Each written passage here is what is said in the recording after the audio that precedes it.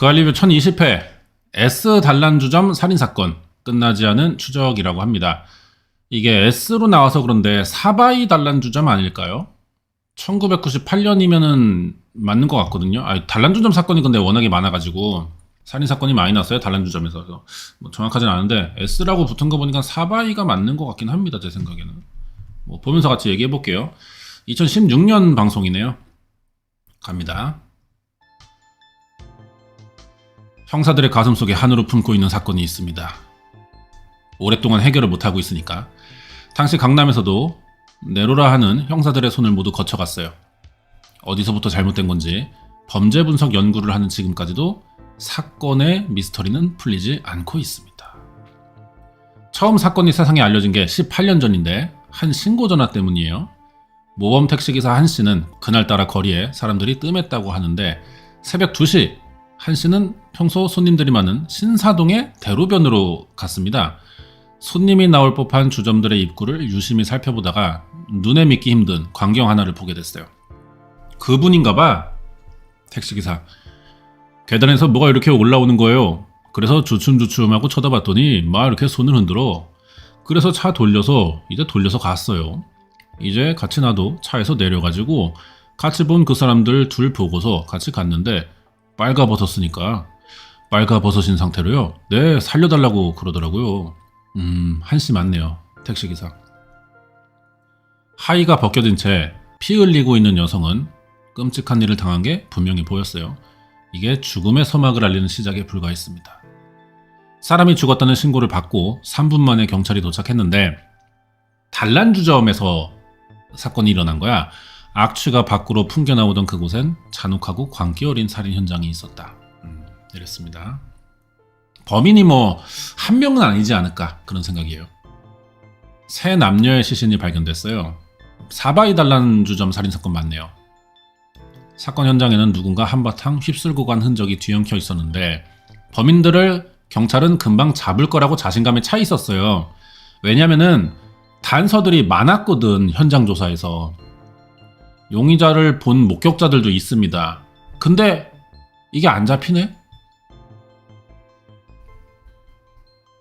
1998년 월드컵 원정 첫 승리에 대한 기대감으로 뜨겁게 달아오르던 때였는데 프랑스 월드컵인가요? 98년이면? 신고를 접수한 형사들은 예사롭지 않은 사건 현장에 불길한 기운을 느낍니다. 화장실 세면대가 배수구가 막힌 상태야. 물이 틀어져 있고 세면대에서 넘쳐흐른 물은 바닥에 피들과 섞여 있었고요. 범행 현장을 훼손하려 한 거겠죠. 그리고 주점 안에 방 한가운데에는 접시랑 유리컵들이 깨져 있었고요.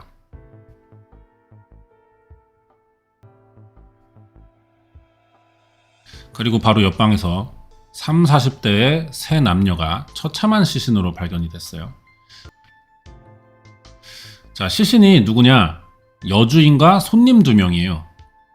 피해자들의 얼굴과 머리에는 타박상이 심하고 칼에 여러 번 찔려 있었다. 시신을 많이 봐온 법의학자들도 굉장히 충격적인 정도의 공격이었다고 하네. 제가 10년 이상 법의학 하다 보니까 여러 사건들을 항상 보게 되는데 이 사건은 제가 여러 가지 사건을 본 중에 가장 잔혹하고 저마저도 끔찍하게 여겨질 정도의, 어떻게 보면 이게 살인인지 고문인지 헷갈릴 정도의 충격적인 현장이었습니다. 피해자 3명 중에 여주인인 이 씨와 손님 김여인, 여자들만 더 공격을 했나 보다. 여주인분은 끔찍하게도 얼굴 일부가 입가부터 볼까지 베어져 있었어요. 이거는 방어 흔적이라고 볼 수 없고요. 그 깊이를 봤을 때는 칼을 입에 넣고 뭔가 벤 흔적입니다. 손님이었던 여자분의 경우도 이분은 더 끔찍하게 목에 절창, 칼로 목을 베었죠. 이것도 순간적인 망설임이 없어요. 망설임이 생기려면은 칼을 이렇게 그은다 치자. 그러면은 이 느낌 이렇게 나와야 돼요. 여기서 한번 멈칫하는 거지. 아니면은 떨림이 있을 테니까 이게 깨끗하게 일자가 아닐 거란 말이야. 깨끗한 식으로. 근데 그냥 진짜 우리 커터칼로 자대고 색종이 자르듯이 쭉 그냥 한 번에 무서움 이런 것도 없이 걱정 이런 거 없고, 그러니까 초범이 아닐 수도 있겠죠. 김여인은 예리한 흉기에 12cm 깊이로 찔려서 베인 흔적이 있었고 남자는 17cm 깊이, 폐까지 찔렸지만 그 외에도 다른 곳이 20군데 더 찔렸습니다.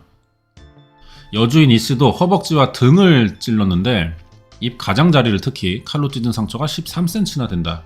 여기를 이렇게 했다는 거야. 사망한 김여인도 둔기에 맞아 찢어진 상처가 7개. 살해 이외에 불필요한 흔적, 생존 시에 얼굴의 일부를 힘주어 벤다든지 아니면 엉덩이 있는 데를 여러 번 찌른다든지. 엉덩이는 사실은 치명상을 입힐 부분이 아니거든요. 이런 흔적들은 사실은 보기 매우 힘든, 한국에서는 거의 없는 형태입니다. 피해자들은 결박 상태로 공격을 받은 듯 두 손이 등 뒤쪽으로 묶인 채 발견됐습니다. 김여인에게 남겨진 혈흔도 참혹한 증언을 하고 있는데, 김여인의 발바닥에는 혈흔들이 묻어있는 걸로 봐서 범인들은 이미 2명을 항거불능 상태로 만든 이후에 1명은 결박하지 않고 피해자를 끌고 다니면서 공격했을 가능성이 높습니다. 홀에 있는 테이블에도 혈흔이 묻어 있었어요. 카운터에 있는 전화기 수화기는 내려져 있었고 주변은 뭔가 급하게 뒤진 모습이었다. 강도 목적이었다는 건가? 아니면은 술 마시러 왔다가 좀 과한 요구를 했어. 테이블 올라가서 춤춰라 이런 식으로 하다가 여자들이 자꾸 거절하니까 때리기 시작했는데 손님 중에 한 명이 남자야. 말리러 왔는데 홧김에 다 죽이고 그러면서 증거 대충 지우든지 그리고 도망가는 와중에 돈도 훔치고 그런 과정이었을 것 같기도 해. 남자의 주머니에도 칼로 찢은 흔적이 있습니다. 잔인한 강도의 소행인데 수사 결과 금목걸이, 금팔찌, 신용카드, 체크카드, 현금이 사라졌어요. 경찰청에서 일하며 당시 과학수사를 도왔던 이삼재 전 총경이 나옵니다. 퇴직하기 전까지 후배들에게 이 사건을 강의를 통해 알렸고 은퇴한 지금도 수사 자료를 손에서 놓지 못하고 있다고. 여기 떨어진 몽둥이 같은 거 있죠? 이게 입식 옷걸이 있죠? 옷걸이. 그 옷걸이를 부순 거야. 부숴가지고 이게 몽둥이가 되는 거예요. 설명이 안 되는 잔혹한 폭력수입니다. 그런데 무엇보다 이해할 수 없는 건 바닥에 떨어져 있던 피해자들의 머리카락 뭉치였대요. 여자 머리카락을 주고 듬뿍듬뿍 자른 거예요. 이 머리카락이 칼이 말이에요. 이게 잘 안 잘려요. 미정원 가서 잘라도 이렇게 듬뿍 가지고 자르는 건 못 잘라요. 가위로 몇 번을 잘라도 잘 안 잘려져요. 성범죄 같은 건데 머리 자르는 거. 금품을 훔쳐 빨리 달아나기 바빠야 할 범인들은 왜 시간을 들여 다량의 머리카락을 자른 걸까? 경찰은 곧 중요한 목격자를 만났습니다. 전날 주점에 같이 있었고 3명의 용의자를 본 피해자 이씨의 언니. 주점은 피해자 이씨가 언니와 같이 운영하는 곳인데 멕시코와의 축구 경기를 앞둔 시간이었습니다. 3명의 남자가 찾아왔어요. 언니 이씨가 손님을 안내했고 주문 받으려고 서 있다가 범인들의 목소리를 들었대요. 아가씨가 얼마요? 그러자 몽타주 속에 또 다른 남자 을이 화를 냈다. 지금 여자 불러 놓을 때요? 말투들이 왜 이러죠? 결국 양주 한 병과 과일 안주 하나를 주문했다는 3명의 남자들. 잠시 후에 인근 식당에서 종업원으로 일하는 최순자 씨가 지인은 김여인과 함께 두 번째 손님으로 맥주 한 잔을 하려고 들렀어요. 그리고 동생 이 씨가 언니랑 교대하려고 가게에 왔고 언니 이 씨는 남편이 가게로 데리러 오자 집에 가서 축구 보겠다고 갈 준비했고 부부가 가게를 나가려던 때 언니 이 씨가 기억하는 게 하나 있는데 용의자 한 명이 이제 노래를 불렀어요. 흔적이라는 노래를 불러서 그 노래에 대해 내가 알아봤어요. 그때만 해도 누가 볼 때는 여유 있고 또 양주도 마시면서 범행할 것이다 라고 예측할 수 없는 차분하게 보였던 사람들 아니에요. 그러니까 범행을 저지르기 위해 들어온 건지 놀다 보니까 저지르게 된 건지 이게 좀 불분명합니다. 자정이 되자 동생 이 씨의 지인이던 택시기사 고 씨가 축구 보러 잠시 들렀고 전반전이 끝난 시각 먼저 집에 간 언니 이 씨가 가게에 전화합니다. 그래서 이런 걸로 범행 시간대를 추측해보면은 새벽 1시 반에서 2시 반 사이에 일어났다 이렇게 보인다고 합니다. 탐문수사로 도주로 파악하고 목격자 또 다른 사람들 찾으려고 했고 근데 이때는 CCTV가 많지 않았어요. 정말 큰 도로 아니면은 큰 건물 이런 데나 설치할 때지 지금처럼 골목길에도 있고 다닥다닥 붙어있고 그러진 않습니다. 도주로 파악하지 못했네. 게다가 추가 목격자도 안 나왔고 형사들은 범행 장소인 주점 내부에서 범인들 흔적 찾는 일에 몰두할 수밖에 없었어요. 결국 현장이다. DNA는 식별이 안 되는 일부만 있었고요. 다른 증거들이 상당히 많았기 때문에 1차적으로 우리는 저기에 많이 집중한 편이었어요. 지문에. 손님이 많이 드나드는 장소니까 39개나 되는 지문이 나왔어요. 31점은 대조 가치가 없다, 불가능하다 이렇게 보고 나머지 8점을 주로 대조했는데 해보니까 주점 관계자들 지문으로 확인됐어요. 이 새끼들 다 지우고 나왔네, 쟤네들 거. 지금처럼 과학수사가 막 발달되지 않아서 감정 안 되는 지문들이 많았습니다. 게다가 지문이 묻었을 법한 컵과 접시들은 범인들이 깼고, 그리고 그런 것도 있었을걸요? 이제 병에 결로 때문에 물방울 맺히잖아. 그거에도 이제 많이 지문이 훼손됐지 않았을까 이렇게도 보더라고요. 이 새끼들한테 그러니까 운도 좋았어. 하지만 잊고 있던 중요한 단서가 있죠. 생존자의 기억. 옆구리와 목을 찔리고 대수술 받아서 겨우 목숨을 건질 수 있던 최씨. 아, 남자는 살았나봐. 아, 여자분이구나. 그녀가 기억하는 그날의 진실은 뭘까? 한 명 살았구나. 그날 지인 김연인과 신사동 주점에 들어간 건 우연이었다고 합니다. 들어간 지 얼마 안 돼서 최순자 씨는 처음 용의자 중 한 명의 얼굴을 봤어요. 거기 옆에 사람이 노래 부르다 화장실인 줄 알고 화장실 옆이니까 문 열어놨나 보다 그렇게 생각했죠. 그리고 여주인 이 씨가 들어와 옆방에서 합석을 제안했대요. 호기심에 가보자는 말에 따라 들어갔지만 용의자들과 함께한 시간은 그렇게 길지 않았다고 합니다. 나는 거기 들어가는 게 너무 섬뜩하고 남자들 속에서 나는 일찍 나와버리고 걔네들이랑 합석하려고 하다가 뭐가 안 맞는지 바로 다른 사람들도 뒤따라 나왔어요. 그리고 2명은 1번 방으로 들어와 다시 대화를 했어요. 잠시 후 화장실 가려고 방을 나선 최 씨는 용의자들이 카운터에 몰려있는 걸 보게 됩니다. 이제 집 가려고 화장실 한번 갔는데 무슨 웅성거리는 카운터에 몇 사람이 서 있더라고요. 자, 믿을 수 없는 광경이 시작됐어요. 그런데 조금 있으니까 범인들이 고 씨랑 이 씨를 발길로 차갖고 우리 방에다가 쳐넣었으니까 남자는 말로 하자 그러고 여자는 살려주세요 하고. 무슨 일이 있던 거지? 왜 이 일이 벌어졌어야 했을까? 아무튼 뭐 공격을 시작했어요. 폭력 성향이 드러났어. 그 과정에서 용의자들이 더 흥분한 이유가 있는데, 피해자들이 목걸이, 반지 이런 거 안 뺏기려고 반항을 했다. 그래서 내가 줘버려 이러고 막 그랬거든요. 그런데 김 씨는 안 주려고 그러니까 대번에 구두발로 시멘트 바닥에다가 탁 구두발로 차가지고 그 이마에 딱 대니까 벌써 피가 좌르르 흐르는 게 보이더라고요. 저 아줌마는 다 순순히 얘기를 듣는데 너는 왜 이러냐고 하면서 막 더 때렸죠. 폭행 정도가 달랐을 뿐 살인의 폭주를 멈춘 건 아니었어요. 여기 피 흘리고 있는 상태에서 저도 딱 옆구리 찌르더라고요. 그러니까 썸뻑 하더라고요. 얼마나 긴장했는지 목 찌르는 것조차도 몰랐어요. 2번째 칼이 찔리고 나서는 어떻게 기억하세요?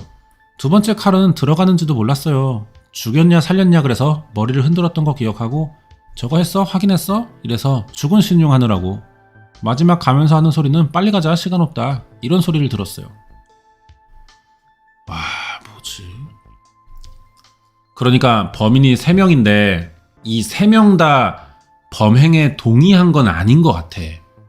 뭐 1명 내지 2명은 뭐 이럴 것까지 있나 싶은 마음이지만 딱히 말릴 생각도 없어. 네가 하겠다는데 뭐 약간 이런 느낌이 또 들기도 해.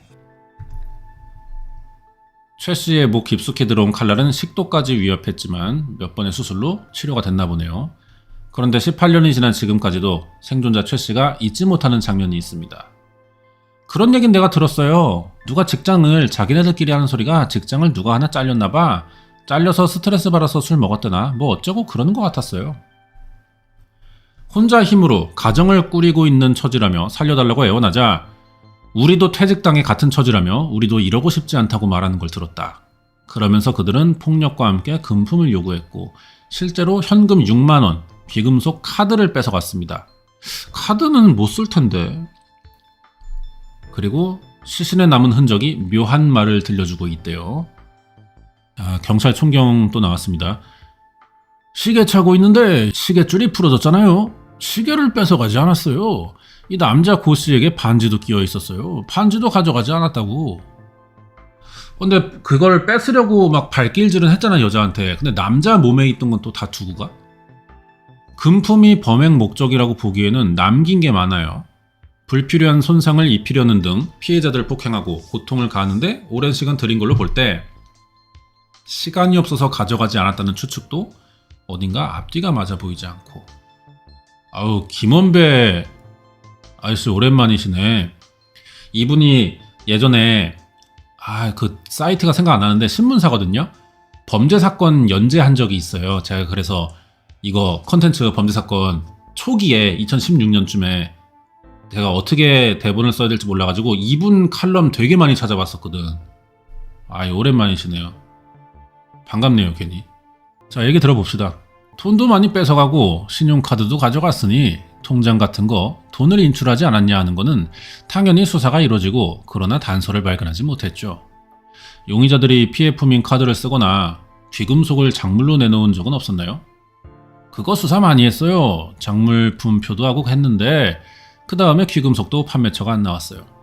작물 처리를 또 안 했다는 거야? 그럼 왜 가져갔어? 생존자인 최 씨 역시도 범인들이 금품을 노린 단순 강도로는 보이지 않았대요.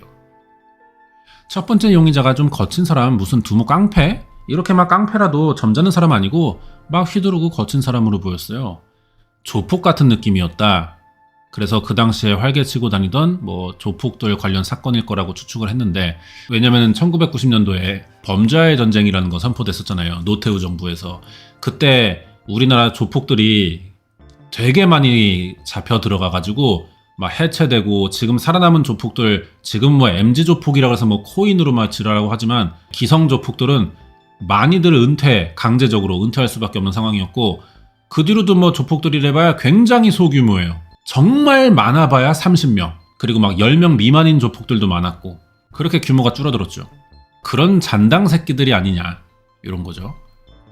90년대 중후반에는 그 당시 구속 수감됐던 폭력배들 출소하면서 신흥 조직들이 생겨나던 시대였습니다. 그러니까 이만한 덩치를 가진 조직들이 다 잡혀 들어가면서 찢겨진 거야.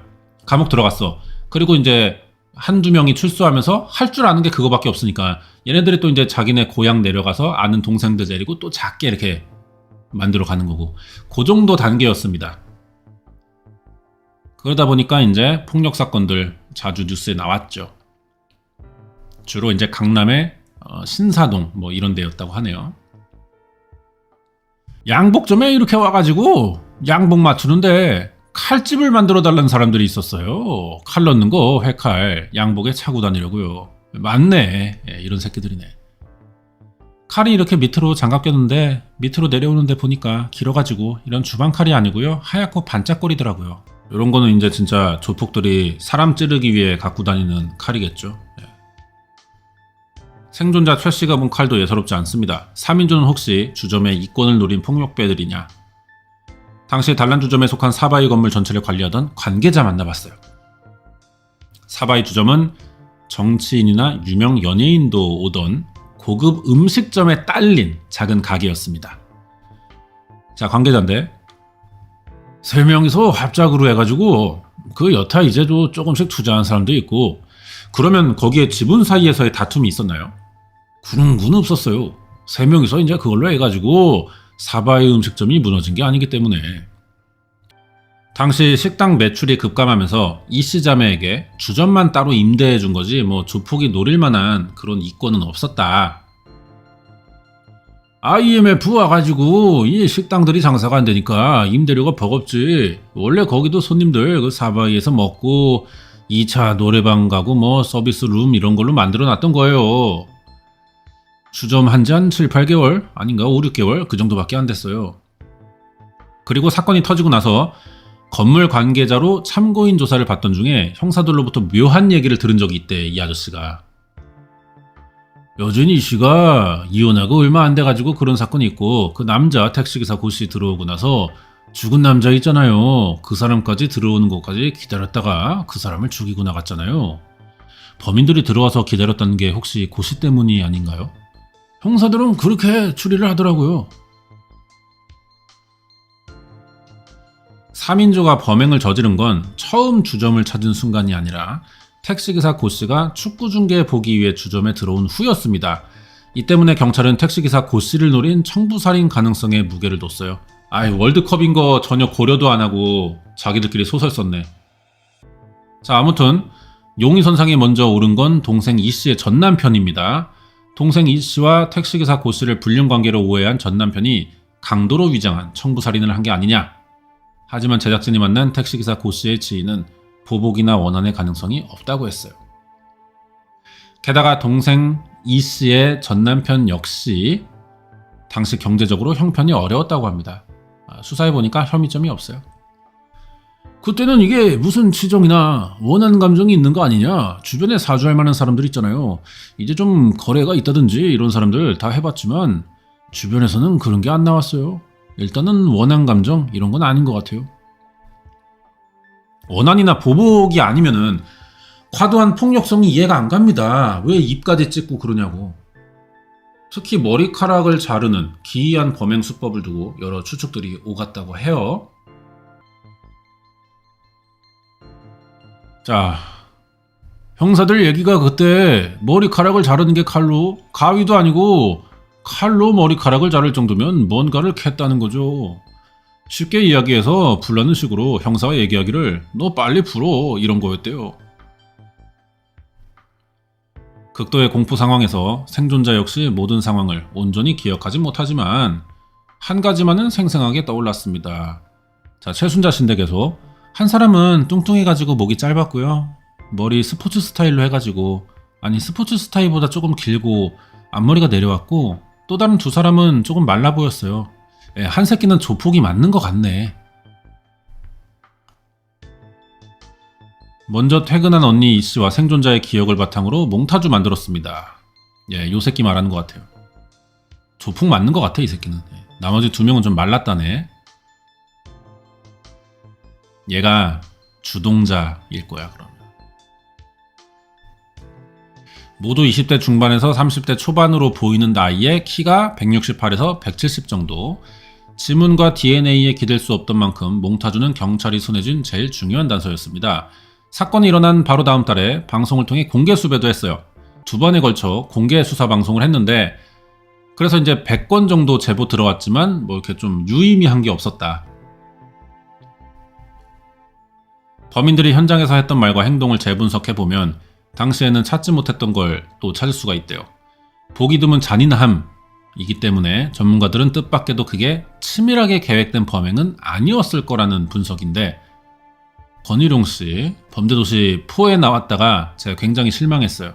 왜 출연을 하시게 된 건지 모르겠지만 그 연기력은 아직, 그런데 나오실, 아무리 뭐 소속사 끼고 활동하는 이제 연예인이시라도 그거는 좀 아닌 것 같습니다. 이 상황이라고 하는 것이 범죄자들 입장에서 상당히 도출된 자기가 의도하지 않은 행동이거든요. 과도하게 나타난, 계획적이지 않고 너무 많이 노출되어 있었고, 애초 처음에 만났던 주인 여성은 이 사람들이 분명히 목격을 했고 여러 가지 자기들이 노출된 몇 가지들이 존재하죠. 먼저 가게를 빠져나간 목격자가 있는 상황인 만큼 계획적이었다면 범행을 미루거나 장소를 변경했겠죠. 자, 그런데 나중에는 뭐가 싹싹 소리가 나더라고요. 내가 볼 때는 신문으로 막 지문 닦는 소리, 싹싹 뭘 닦고 어디서 지우려는 소리 나고, 문고리도 닦았는지 샤워하는지 나중에는 물 흐르는 소리가 났어요. 야, 이 새끼들 증거 지웠네. 손에 기름기가 있어가지고 웬만큼 물수건으로 닦으면 지문이 남는데요. 그런데 신문지로 닦으면 신문지가 휘발성이 있기 때문에 싹 지워진다는 거야. 그러니까 형사들이 무조건 계획적이라고 했어. 야, 이 새끼들 범죄 경험이 많은가 봐. 이것 봐라. 신문지를 사용해서 닦았다네. 그래, 이런 술집 같은 데 가면은 아무리 닦고 그래도 이 테이블 같은 데 솔직히 좀 끈적임이 있어요. 그렇잖아. 진짜 막 수세미로 막 빡빡 문지르는 거 아니면은 바닥도 그렇기도 하고. 그러니까 소파도 그렇고 이 기름기가 뭐 반찬이라든가 뭐 다른 사람 손에서 묻은 땀 뭐 이런 것 때문에 계속 누적되면서 약간 눅눅하고 끈적여. 술집이 좀. 맞아. 그 손이 끈적한 상태인데 이걸 신문지로 닦으면은 되는구나. 3인조는 당시 범행 후 현장을 훼손하기 위해 물을 틀어놓고 나갔습니다. 자신들의 지문이 남았을 컵과 접시를 다 잘게 부시고 현장을 떠났어요. 보통은 닦고 가려고 하잖아. 보통 우리가 만약에 범인이라고 생각을 해. 빙의해, 빨리 들어와. 범인의 영혼 들어왔어. 범행했어. 증거를 뭐 컵이나 병을 지문을 없애려면 보통은 닦아야겠다고 생각한단 말이에요. 근데 이 새끼들은 깨네. 그게 차라리 나아. 맞아, 효과적이기도 해. 닦다 보면은 닦았는지 안 닦았는지 헷갈릴 수도 있고, 여기 다 꼼꼼하게 닦은 게 맞나 확실하지가 않다고, 눈에 안 보이니까. 차라리 깨는 게 맞지. 그럼 얘네들은 경험이 많은데요? 범행이 치밀하게 계획된 것이다. 하지만 문제는 주점에 너무 오래 머물러 있었어. 그죠? 치밀하게 계획을 했다는 자체가 빨리 신속하게 정확히 처리하고 나가겠다는 예정이잖아요. 근데 왜 정작 주점에 오래 있었냐고.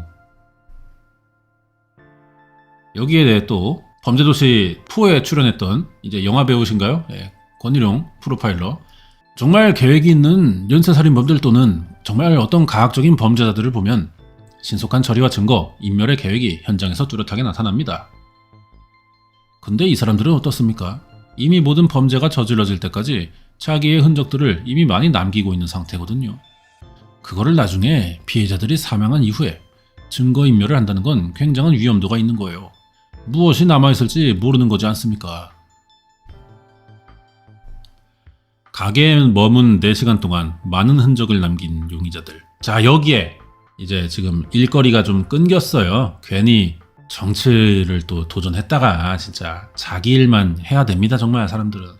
정치만 하든가 정치만 안 하든가. 프로 대파일러 오랜만이시네요. 적어도 이제 4시간 사이에 어떤 충돌을 추정할 만한 뭔가 사건이 있었겠죠. 3명이서 서로 어떤 흥분의 상황에서 폭력성을 가중하는 그런 상황이었던 걸로 보입니다. 그러니까 더 위험한 상황으로 상황을 몰고 가는 거예요. 여러 사람이 있을 때는 책임이 불분명하기 때문에 그렇죠.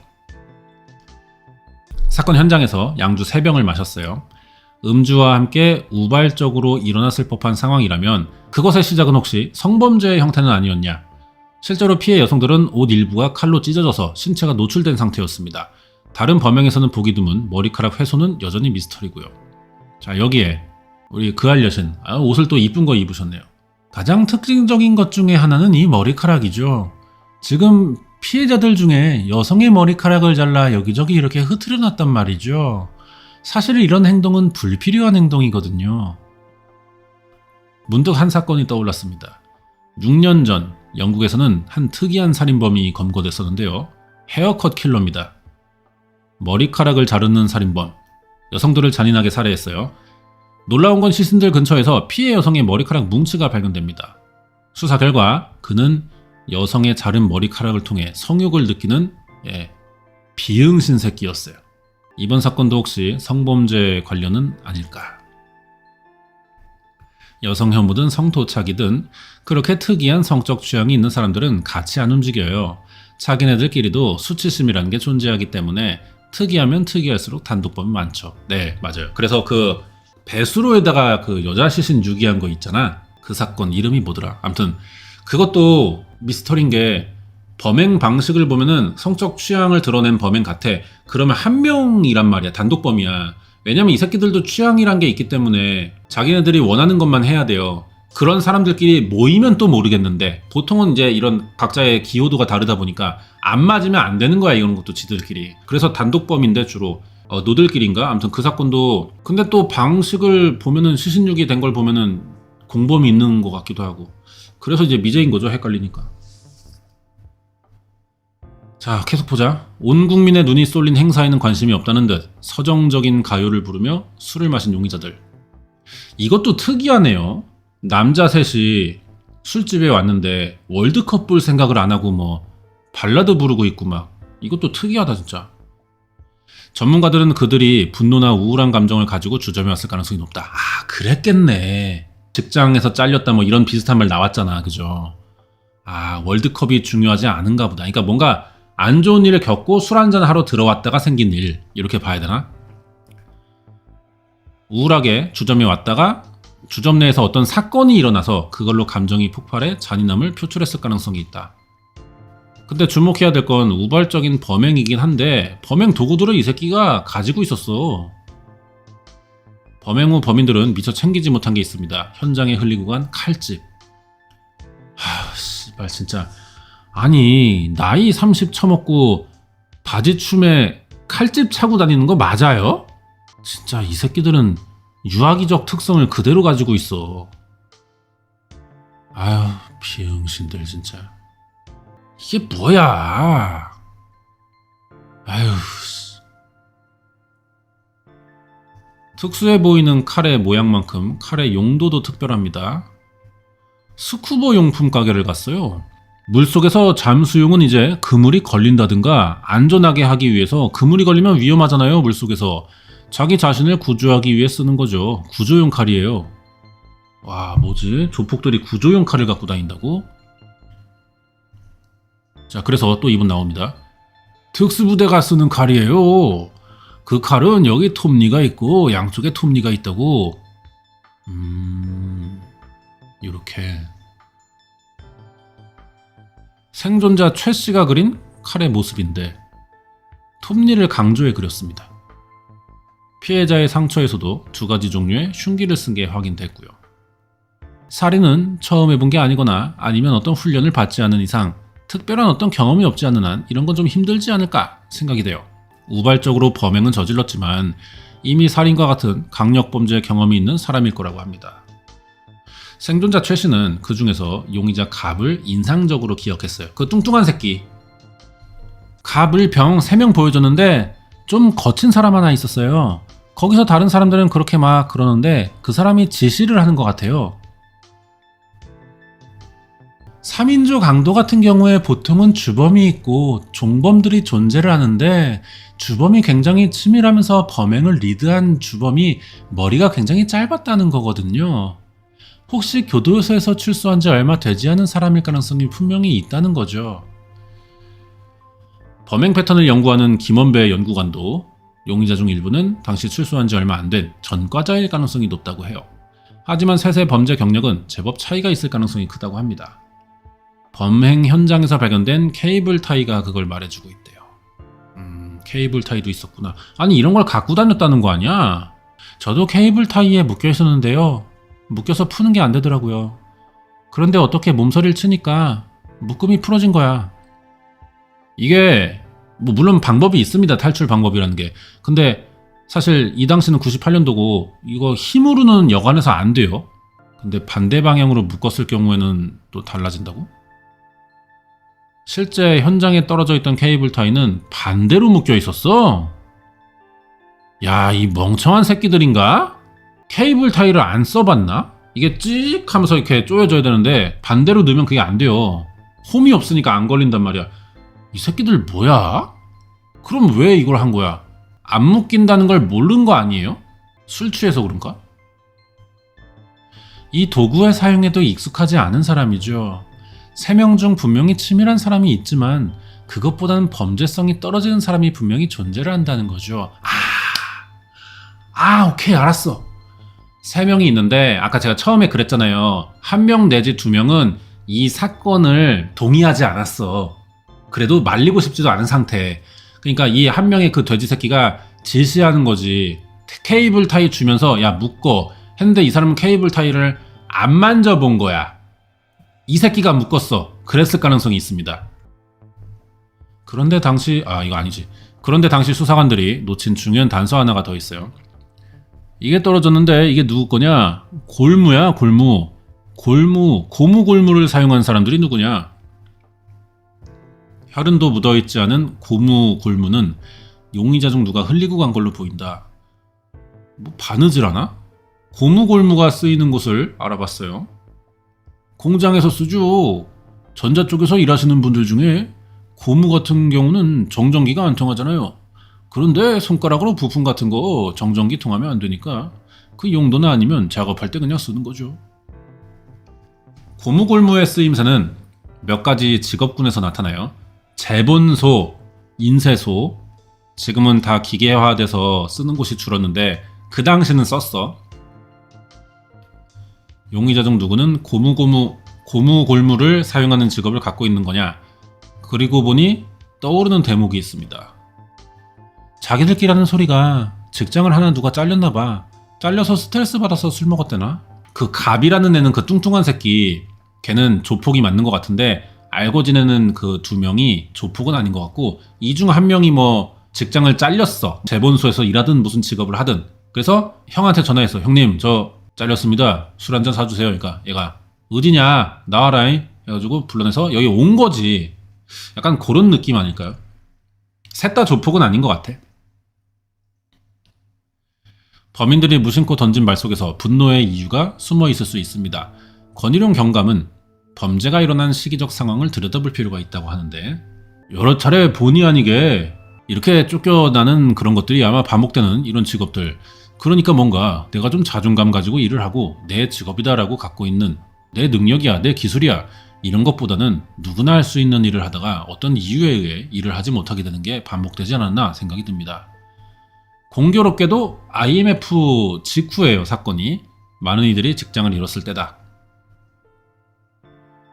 제가 지금 주목하고 있는 건 이 범죄가 벌어진 시기적인 상황이 굉장히 중요하다고 생각합니다. 우리 한국 사회의 범죄 흐름이 90년대 초중반까지는 대개 살인 동기가 뚜렷했어요. 그런데 90년대 중후반을 넘어가면서 한국 사회가 직면한 것이 이제 그룹을 이어가지고 부유층을 공격한다든지 또는 어떤 자기들만의 주장을 통해 불특정 다수를 납치하고 공격하고, 이런 범죄가 우리 한국 사회에 나타나기 시작하죠. 예, 그러니까 이게 IMF 기점으로 범죄 형태가 좀 달라져요. 그 전에는 뚜렷한 목적, 이득이 있어야 돼요. 손익을 따지는 범죄예요. 내가 얘 죽여서 얻어내는 게 있냐? 뭔가 득이 되냐? 돈을 뺏을 만한 게 있냐? 없으면 안 해. 근데 IMF 이후에는 분노가 많이 섞여 있어. 뭐 이득이 없어도 돼. 그냥 죽여서 후련하면 그만이야. 식의 범죄가 많이 드러나기 시작하는 거죠.